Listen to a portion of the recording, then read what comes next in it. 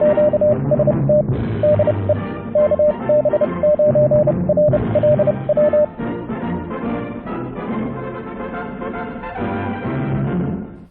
YouTubers and fellow hams and prospective hams.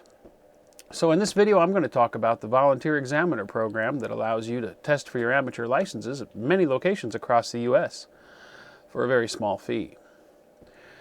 Back when I was a kid in the early 80s and I was studying for my amateur license, we had to learn the theory. We didn't have access to the question pool.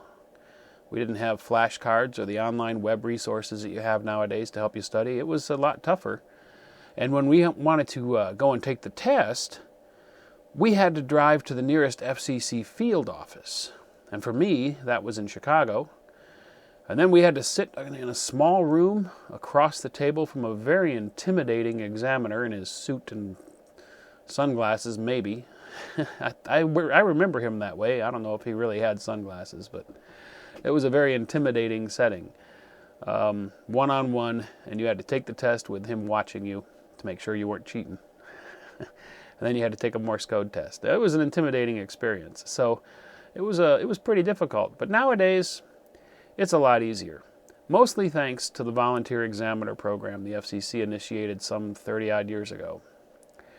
What that program is it allows any extra class licensed amateur to apply to become a volunteer examiner to administer the tests on behalf of the FCC. And many clubs across the U.S. Will do VE sessions or volunteer examiner sessions testing monthly or maybe every 6 months, or in the case of a nearby club, even more often than that. Now, you need to find one of these VE sessions, and the ARRL on their website has a page where you can search by all kinds of criteria, state, zip code, city, and find upcoming VE sessions near you. Now, my host here that owns the RV park, I'm going to go ahead and give it away now because I'll be gone in a week anyway. Al, KG5KRQ, is a technician class license. And he's wanting to test for his general. He's been studying. We went to the ARRL's website and did a search and found that just a few days away, there was a VE session up in San Antonio, Texas, at the Roost Amateur Radio Club. So we emailed them. The contact information is all provided there, and let them know that we'd be coming up. And we got on the road this Saturday morning, and we headed up to the Roost clubhouse for some VE testing. And we're getting ready to head to San Antonio. You all set, Al? I am more than set. All right, let's hit the road. Gonna ace this thing. He's gonna ace the test. New general in the making. Here we go. Here we go.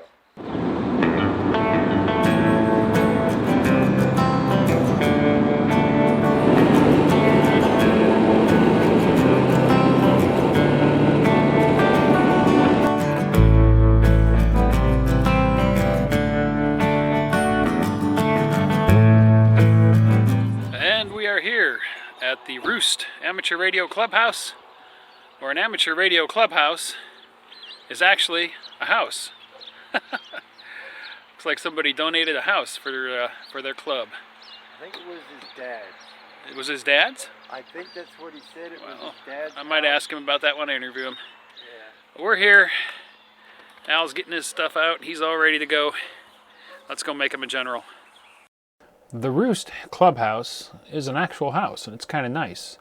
Roost stands for Radio Operators of Southern Texas, and it's one of the clubs in San Antonio. Inside, there was a sign-up table where you could register to take the test and pay your $15 fee. They had a nice little club station off to the side, as you can see here. Fairly decent setup. I didn't shoot the antennas out back, but there was a good collection of antennas. So Al got himself all situated and signed in and sat down to start taking his test for his general.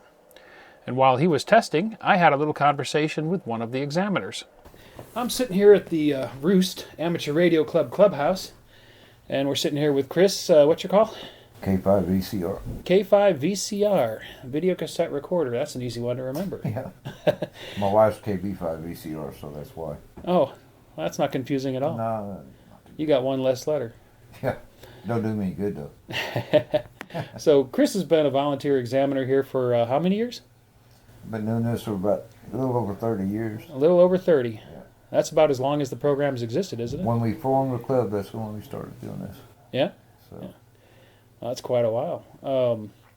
So as I was saying in the intro, there's really not a whole lot to be worried about with the VE sessions. You get to talk to interesting other hams, nice guys, you know. And, well, I'll show you some imagery of the testing room and what's going on out there. It's really not that big of a deal. So you were telling me earlier that a lot of people get a little nervous about the testing. And Yeah, you just got to be laid back. Just relax. That's the whole thing. We're not here to prosecute nobody. We're here to help you get your ticket. And all you got to do is study and then come out here and relax and take the test and you'll pass.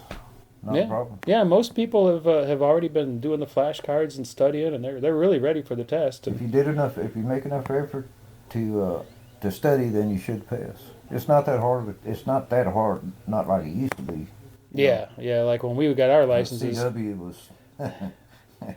Yeah, my dad drove me all the way to Chicago to sit in front of a man in black Yep. on the other side of the table with his arms folded, staring down at me. Yeah. It was a lot different back then. It's a lot nicer with these VE programs. You're tested by actual hams. You know, they've been through it. They're here to help you. It's really a good deal. Yeah. We have a pretty good success rate. If they studied at all, we can see it when we go to grade. And if they're close, I'll tell them to take a break, go outside and walk around or stick their nose in the book or whatever, and then come back in and take it again, and they usually pass when I do that. Yeah, get a second chance. Just get the shakes out of the first exam. Yeah. And then, then the rest is history. They usually pass. Yeah, well, that's cool. That's cool. So, any interesting stories over the 30 years you've done it? I got more than what memory you got on that camera. Well, give me just one good one. You ever have a Jerry Springer moment where somebody just snaps? I've had to throw two people out of the sessions for just being obnoxious, I guess is a nice way of putting it. Wow, really? Yeah. At a ham radio Since exam. I own this property, then, I can do that without word, but they kept pushing the envelope, and they went somewhere else and mysteriously got their license. I don't know how that happened. That's It surprising. don't happen here. If you study and you come in, you got to study. You can't roll the dice. And there's people out there that think they can just come in here and roll the dice, and they're just wasting our time and their money by doing that. Yeah, but it doesn't actually cost anything to take the test. Oh, it's $15 to take the initial test, but if you keep passing, you can take all three of them for $15. Oh, okay. So, yeah, you do have an initial cost. You have to keep passing them. Right. If you fail, we can retest you. That's another $15. Ah, okay. So, well, that's good to know. But yeah, if you pass the general, take Yep. the extra. Why not? if you pass the tech, you can take the general. If you pass the general, then you can take the extra. Yeah, all under the same fee. All in one setting. Yeah, so, why not even just give it a shot, That's what Al's doing out there right now. He passed his general. Good for him. And I said, no, you're taking the extra. And he said, oh, I don't know. Yeah, you're taking the extra. Sit down. Take it and see what it's like. Yeah. He'll probably get 60 or 70, or 60, maybe 50%. The new extra's a little bit tougher, the newer exam they just come out with. Yeah. But he'll have an idea then what he's up You against. can't walk into it blind and pass it. You got to study. Yeah. Yeah, like with any of them. All right. Well, hey, thanks for taking a minute to talk to me, Yep. Chris. Yep. And thanks to the Roost Amateur Radio Club for letting me do a little filming here today. Support your little local clubs. Yeah, or that's good. big clubs or any kind of club like that that offers testing, because this is all volunteer work. The club makes money for the house itself, for our clubhouse. This is our clubhouse. It's my property. But the money goes toward the clubs, not to the VEs. We don't see any of it. So Yeah, you're supporting your local club when you go and you test at the and VEs. ham radio's a lot of fun. All you gotta do is get in it. There you go. All right. See you on the air. All right. So as you can see, it's a real easy process. You're going to be tested by a friendly group of hams that are interested in helping you get your ticket. They're excited to see you pass and see more people come into the hobby. So it's a very easy, pleasant, low-stress experience. And as Chris was mentioning, you pay your $15 fee to take your first test, and provided you pass that test, you can take the rest of the tests if you want. If you've studied all the way up for extra, and you're going in there with no license at all, you can test for the technician and pass it, take the general and pass it, and take the extra and pass it, and only have paid the one $15 fee. So it's a pretty good deal. There are sessions all over the country. Search the ARRL site. You'll probably find one within a decent driving distance for you.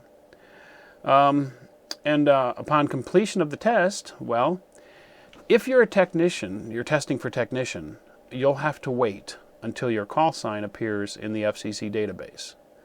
Usually that can take as little as 2 days to as much as a week. Sometimes it can take longer, depending upon the situation. But if you were a technician testing for general or a general testing for extra and you upgraded, you can get on the air right away with your new privileges. You only have to identify with a slash and a letter group. If you've just tested for and passed general, you would identify with /AG, Alpha George. If you had just tested for extra and passed, you would identify your call sign with /AE, or Alpha Echo, or extra. And you can get on the air right away, provided that you've got that piece of paper that says you passed. In fact, here's Al. As to conclude the video, here's Al making his first HF contacts with his new privileges. It's Kilo Golf 5, Kilo Romeo Quebec, and that's now with a /AG. Excellent, excellent. Do I have to put the /AG in there? Otherwise I'll be banned forever from the amateur bands? They'll be over to pick you up in the little black SUVs before you know it. Yep, I'll be looking at it. Thanks for watching. If you enjoyed the video, don't forget to give it a thumbs up. Also, if you're not already a subscriber, click to subscribe. Join us on the Facebook channel for discussion about the videos. And if you'd like to help support this channel, please click to support me on my Patreon page.